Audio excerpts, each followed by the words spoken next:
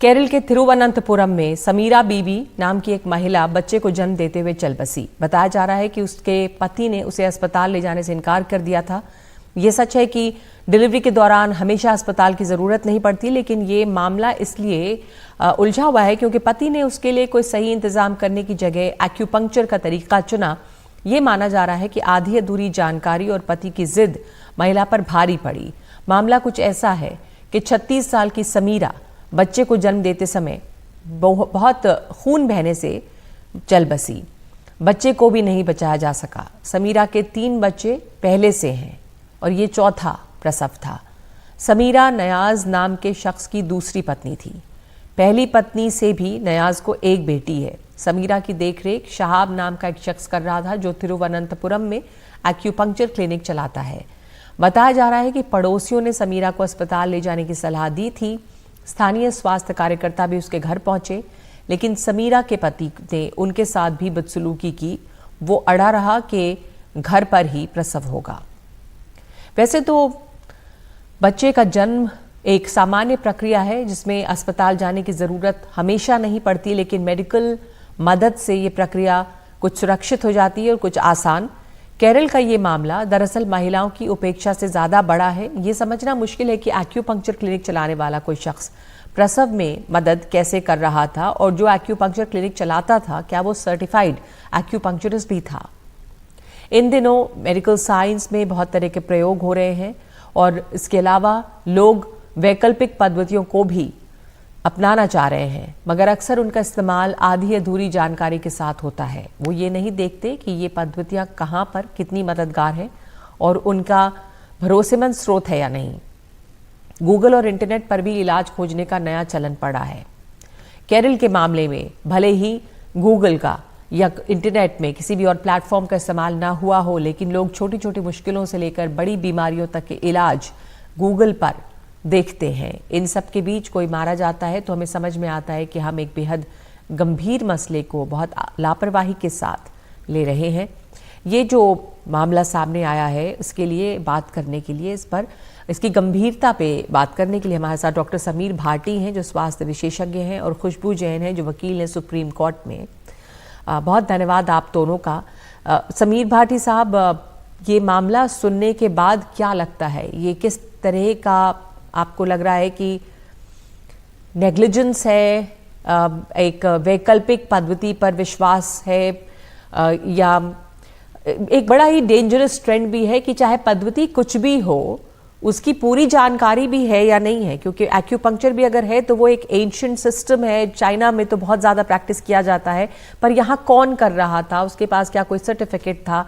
ये तमाम सवाल उठते हैं इसे लेकर।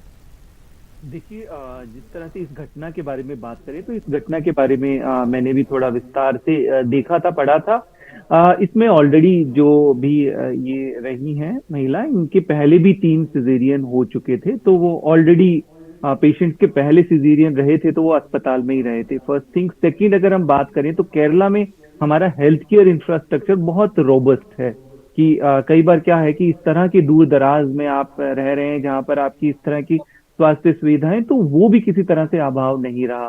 तो अगर इस केस का पर्टिकुलरली हम देखें तो देखिए, इसमें तो पूरी तरह से ये नेग्लिजेंस और लापरवाही और इसके पीछे क्या मानसिकता रही है उसके ऊपर कहना थोड़ा मुश्किल रहेगा। बट हाँ, ये जरूर है कि इसमें सबसे ज्यादा अभी फिलहाल हेल्थ केयर को अगर सोशल मीडिया को लेकर देखूं तो मिस इन्फॉर्मेशन का दौर निश्चित तौर पे थोड़ा ज्यादा बढ़ा है कोविड के बाद, अगर हम खास तौर पे देखें।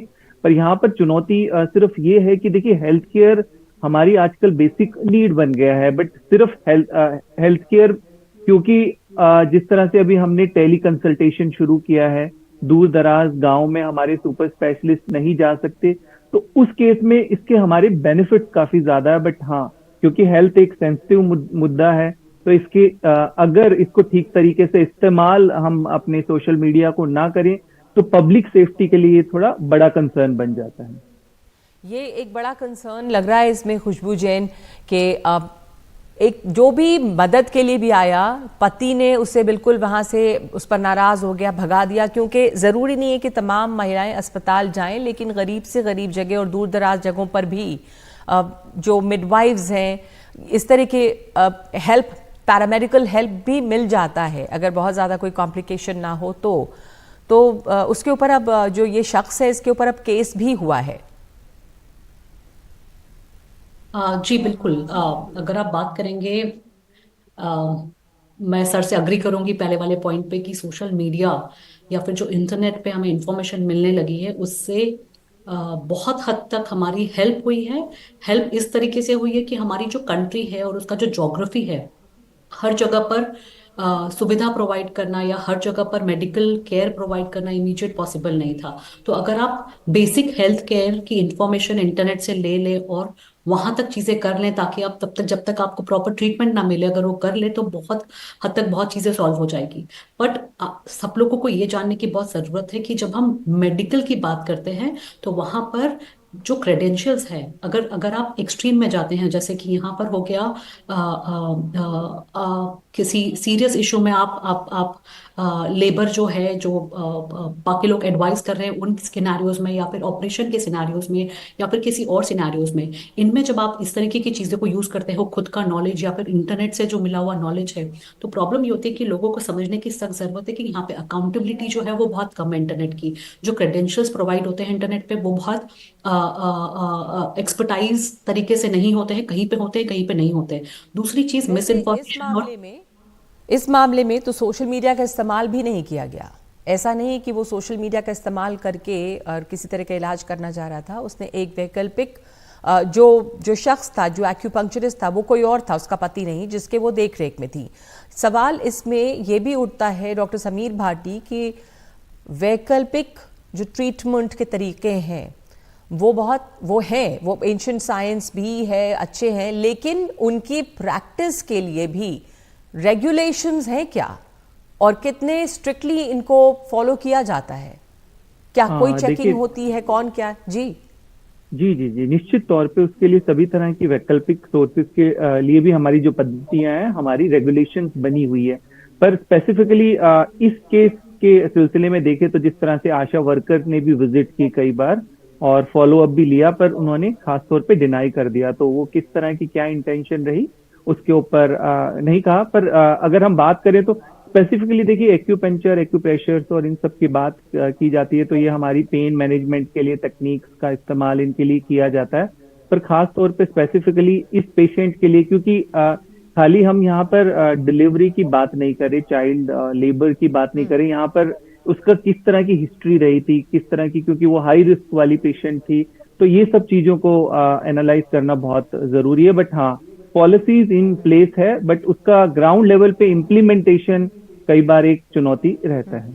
जी, पॉलिसी इन प्लेस है, पर ग्राउंड लेवल पर इम्प्लीमेंटेशन और चेक्स, जैसे अगर एक्यूपंक्चर प्रैक्टिस कोई कर रहा है, पहले तो आपने ये सही कहा कि ये पेशेंट अलग थी और यहाँ पर एक सीरियस कॉम्प्लिकेटेड केस था जहाँ 3 सिजेरियन ऑपरेशंस पहले हो चुके थे, तो वो क्या घर में ये मुमकिन था करना?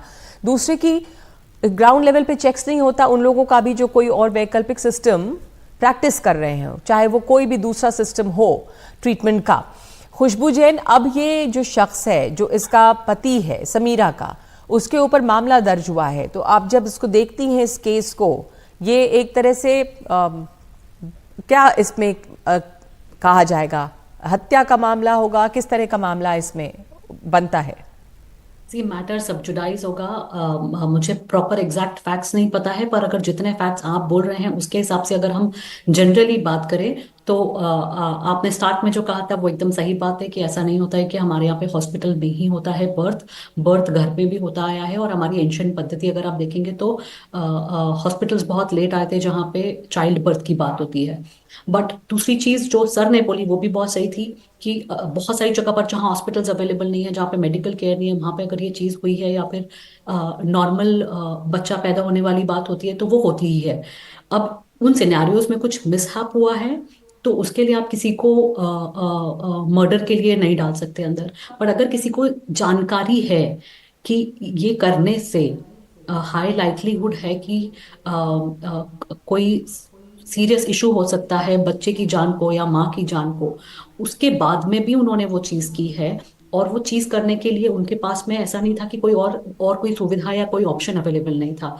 तो अगर उनको उसने फिर भी एक्सरसाइज नहीं किया तब जाकर आप बाकी चीजों को या क्रिमिनल इंटेंट को लाने की बात करोगे। बट वो इंटेंट आना यहाँ पे बहुत जरूरी है कि उन्होंने उस चीज को जानबूझ के किया या फिर ये एक नॉर्मल प्रोसीजर कोई ने आपने अपने एक्सरसाइज किया राइट कि मुझे हॉस्पिटल में बच्चा पैदा करना है या मुझे घर में करना है।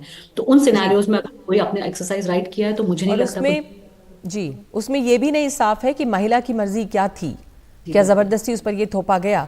डॉक्टर साहब, एक आखिरी सवाल आपसे कि यहाँ पे सोशल मीडिया का इस्तेमाल नहीं हुआ, लेकिन सोशल मीडिया खास करके इंटरनेट, गूगल जैसे प्लेटफॉर्म, सर्च इंजिन्स पे देख के लोग सेल्फ मेडिकेशन भी करते हैं। ये खतरनाक हो सकता है। आप देखें तो गंभीर से गंभीर बीमारी के सिम्टम्स आपको खुद में नजर आ जाएंगे अगर आप सिम्टम्स ढूंढने लगें, क्योंकि बहुत सारे सिम्टम्स कॉमन होते हैं। और ये देखकर एक जो अपना इलाज भी लोग शुरू कर देते हैं, वो एक खतरनाक ट्रेंड है, बन गया है। बिल्कुल बिल्कुल, देखिए जैसा हम देख भी रहे हैं भारत के अंदर एंटी माइक्रोबायल रेजिस्टेंस काफी ज्यादा बढ़ रहा है, एंटीबायोटिक्स का इस्तेमाल काफी ज्यादा बढ़ रहा है। और भी अगर हम वैसे देखें तो जीवन शैली से संबंधित बीमारियां तो ओवर द काउंटर मेडिकेशन भी लोग ज्यादा ले रहे हैं, स्पेसिफिकली इंटरनेट पर देखकर। तो ये एक प्रचलन काफी ज्यादा खतरनाक है, क्योंकि इसमें हेल्थ केयर में देखिए किसी भी तरह की अगर इंफॉर्मेशन को आप ठीक तरीके से नहीं लेते तो वो लाइफ थ्रेटनिंग हो सकती है। जी, बहुत बहुत धन्यवाद आपका डॉक्टर समीर भाटी हमारे साथ जुड़ने के लिए, और खुशबू जैन आपका हमारे साथ जुड़ने के लिए धन्यवाद। ये एक अजीब मामला तिरुवनंतपुरम से सामने आया, जहां पर एक डिलीवरी के लिए, प्रसव के लिए एक शख्स ने अपनी पत्नी को अस्पताल ले जाने से भी मना किया, किसी तरह का मेडिकल हेल्प नहीं दिया और आखिरकार इस महिला की मौत हो गई है।